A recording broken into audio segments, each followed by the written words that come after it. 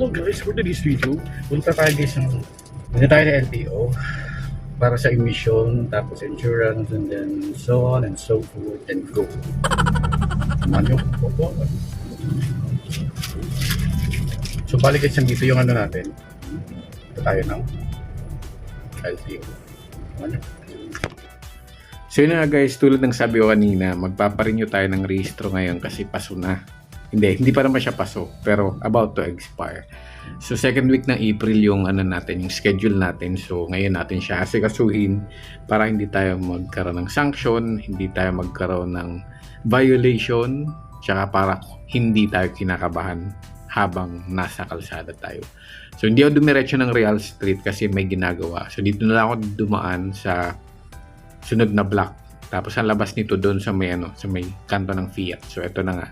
Nandito na rin tayo sa highway. So diretso tayo papunta ng LTO para nga sa rehistro natin. So tulad ng dati ginagawa ko, napunta ko doon ng hapon para in case man na walang schedule o loaded na yung schedule, kinabukasan ipapabalikin din ako. Kaya ginagawa ko, hapon lang napunta para siguradong kinabukasan papabalikin ako.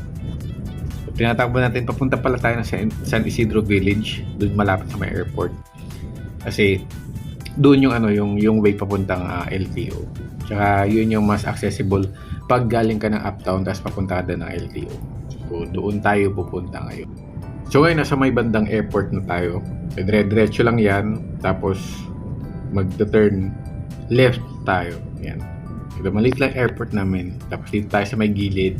Kasi dito yung daan papunta doon sa LTO banda. Tapos doon pala sa hindi pa nakakaalam, sa pagre-renew pala ng rehistro, nakadepende yan sa plate number. So yung pinaka last digit, yun yung nagko-correspond sa month, kung anong month kayo magpaparenew. And then yung second to the last digit number naman, yun yung nagko-correspond sa kung anong week sa month kayo dapat magpa-renew. So meron yung kodigo, tingnan nyo na lang sa sa page ng LTO. So nandito na pala tayo guys. Magkuha muna tayo ng insurance. Dito si ate. Ayan. Shout out kay ate pala. Sorry guys, so very init. Papunta muna tayo ng BIR. Yes, BIR. Para naman dito sa ating resibo and everything. So malapit lang BIR, dito lang mismo. Ayan lang, wait lang Diyan lang papuntang BIR. So tara, let's, habang may oras pa. So yung sa yung sa LTO insurance, emission pala, masyado daw madaming naka-schedule, kaya baka by June pa, pero gagawin daw ng paraan ni ate na baka merong hindi sumipot, kaya bibigay sa atin yung slot. Ang bait naman ni ate. Ayan. So isingit lang natin tong BIR na to, yung resibo, para mabigyan tayo ng ATP, authorization to print. Yan. So igo lang tayo dito. And yan, papunta na tayo ng BIR. So ayan guys, so tignan nyo, overlooking yung dagat. Overlooking, for the overlook. And then ligo tayo dito.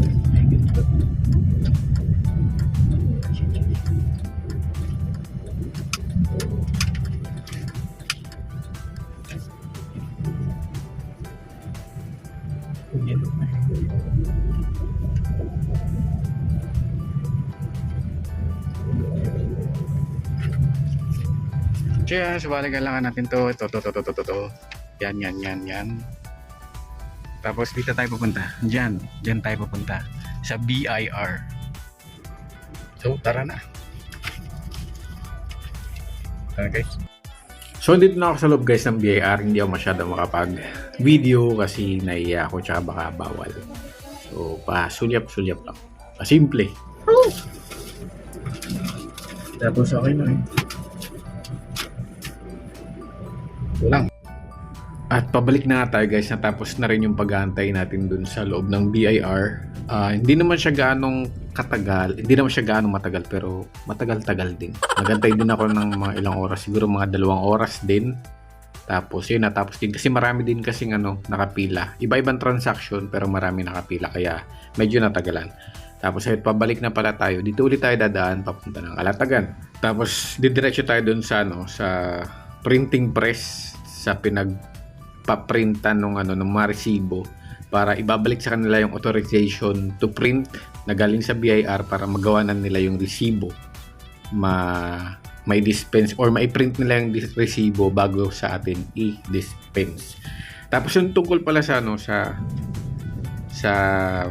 tawag doon, yung sa LTO naman sa renewal. Antay na lang natin yung tawag or text ni ate para kung sakaling pabalikin tayo kinabukasan or pabalikin tayo sa mga susunod na araw para may singit tayo sa sa pila. Yun, ma-inform tayo para doon na lang tayo babalik. So sana lang talaga meron tayong chance para makasingit kasi minsan hindi na-occupy or hindi sumisipot yung iba. Kaya nagkakaroon ng available slot. Pero dapat naman talaga na tayo ngayon, naka schedule tayo kasi eto talaga yung week and month ng renewal natin. It so happened lang na yung emission ay kukunti. Ibig sabihin isa lang yung operational kaya nagkaroon ng ganun yun. Kaya natambakan sila nung mga magpapa-emission test. Kaya ganun ang nangyari. Kasi alam ko may bilang yun eh. Kaya ayun, siguro hindi rin nila kaya. Kaya ganun, basta ganun. Diyan guys, sabay na tayo. Bye-bye. Tapos ngayon guys, papunta na ako ng printing press para ibigay yung authorization to print galing sa BIR para dun sa resibo. Nilakad ko na lang kasi malapit lang talaga dito. So ayan yun, TriStar Printing Press. So nilakad ko lang siya kasi walking distance. Kaso nga lang sarado na. Alas 5 na rin kasi. Okay. Tapos ito naman guys, panibagong araw na pala to. Ngayon na tayo pupunta ng LTO para mag-undergo ng emission testing na sasakyan. Pero bago yan, punta muna ako ng BIR para mag-attend ng briefing regarding sa pag-compute ng income tax, fill out ng mga libro, tsaka yung mga do's and don'ts. Tapos nandito na rin pala ako sa LTO pagkatapos ko mag-attend ng briefing at orientation sa BIR. Dito na ako sa may LTO ulit, dito sa may sa tapat lang sa emission testing at nag-aantay na tayo dito na ating turn para tayo naman yung matest. So, mabait lang si Kuya talaga itong naka yellow green kasi mabilis lang yung pagpapa-emission test. So, naging okay naman siya. So, nagbayad na rin tayo. And then, shoutout pala dito kay Kuya, ang bait-bait talaga niya. Tapos yun, nagbayad na tayo and then pagkatapos niyan, dumiretso naman tayo dito sa tapat lang mismo ng LTO para magpa-stencil. So, after magpa-stencil, punta na tayo sa loob sa LTO mismo para i-submit natin yung papel, yung form para tayo naman ay magbabayad. So, nandito na ako sa loob guys. Antay-antay na lang din ako ng tawag. Ayan. So medyo mainit kaya silong tayo dito. Pero okay naman kasi may ventilation, may fan. Pero mainit din talaga ang panahon kaya tiis-tiis tayo. So madami din yung yung mga nandito sa loob kaya antay-antay tayo. So for that isang person, ang init talaga, sobrang init. Yung nakikita mo lagi yung bayan ng Virac sa mga nagtatap sa may pinakamataas na heat index dito sa Pilipinas. Yan, tas ngayon pa talaga tayo naka-assign magpa-renew. Sobrang init lang talaga pero kailangan natin tiisin para wala tayong problema. So, antay tayo sa turn natin na tawagin. Kaso nga lang, ang hirap intindihin nung dating nung speaker, mumbling kasi. So, kasi tinawag na rin tayo kahit malabo talaga sa pandinig. So, idindin mo. So, nakabayad na rin ako. So, 1,810 yung binayaran ko. Tapos, at least hindi tayo lumagpas dun sa week na dapat magparehistro tayo. Kasi ang sabi sa akin dun sa emission, baka by June pa daw. Pero buti nga at na pagbigyan tayo na makapagpa-rehistro or makapag-renew ng rehistro on time. So, ngayon pa-uwi na ako guys. And tapos na tayo. So, wala na tayong problema. So, bali, okay na uli. Pwede na uli.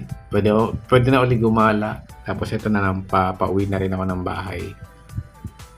So, kaso nga lang, init talaga. Sobrang init. Tapos yun nga, pagdating ko ng bahay, park ko lang to, tanggalin ko battery uli kasi sobrang mahal din ng gas ngayon dito. So ngayon, araw na to 85 ang per liter ng gas, regular gas. So di ba, pakamahal.